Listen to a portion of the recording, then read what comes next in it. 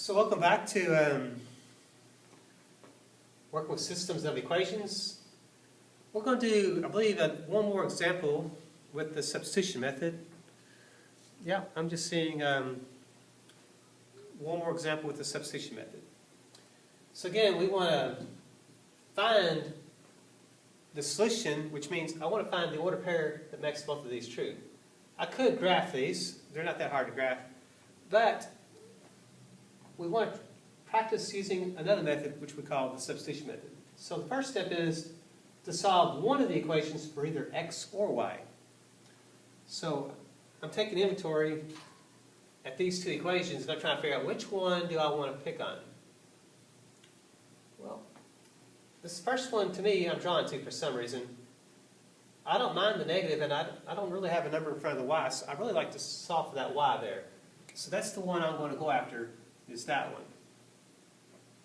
So I'm going to go with 4x minus y is equal to 20. The reason being, I felt that it was easier to solve for y. So I need to zero out the 4x by putting a negative 4x on both sides. And then I have, this is going to zero out, so negative y is equal to a negative 4x and a 20. So I'm just putting those together, negative 4x and a 20.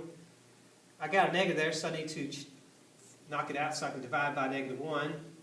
But by dividing by negative 1 just changes all the signs. So if I change this sign, then these two signs have to also change. So that's going to change it to a 4x, and that's going to change it to a minus 20. So I have y equals 4x minus 20. So there's my first move. So I picked on that one. So now my next move is, that's my second equation. What I want to do is substitute the expression into the other equation. So I have now this negative 2x minus 2y is equal to 10. And what I want to do is substitute what y is equal to. See how y is equal to 4x minus 20?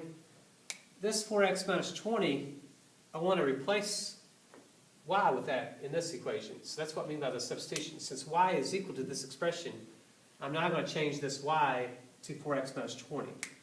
So I have this negative 2x minus 2, but I'm going to put that 4x minus 20 is going to replace the y. And that's going to now equal then our 10. Okay. So notice how I kind of picked on my first equation, I brought it down. Now I'm moving to my second equation, and now I'm doing my substitution part. Now that I substituted in, I want to solve for, in this case, I want to solve for x. So we got some simplifying to do. So this negative 2x will come down, but I got to bring this negative 2 through the parentheses. So it's going to make that a negative 8x, and a negative make that a positive 40. Then that equals then a 10. So I'm going to bring that negative 2 through the parentheses. That now removes the parentheses. These are like terms, so it's going to give me a negative 10x plus 40 is equal to 10. Now I'm ready to start getting x by itself. So I can zero out this 40 with a negative 40. Put a negative 40 on both sides. I now have a negative 10x is going to come down. Those zero out. A 10 and a negative 40 gives me a negative 30. 10 times what number is a negative 30?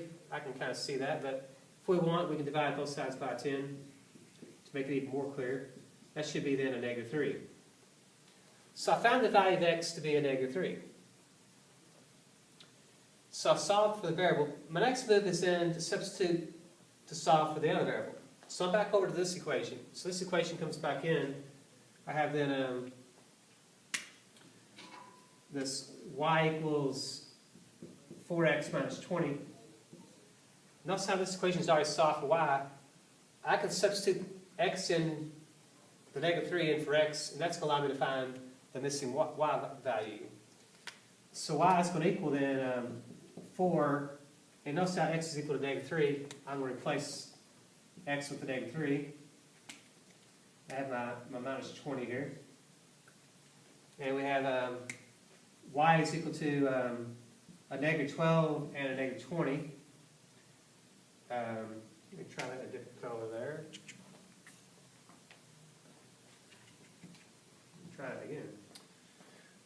So we have y equals negative 12 minus 20. So y is going to equal then a negative 36. So my solution is going to be then x is going to be a negative 3 and my y is going to be a negative 36. So that will be my ordered pair.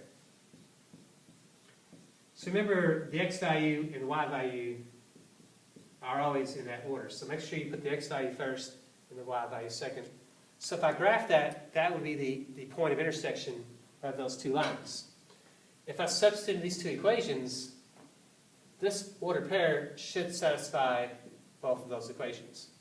Feel free to check that. My video's probably already run along. I'm going to just stop there, and we'll move on to the next method. Stay tuned.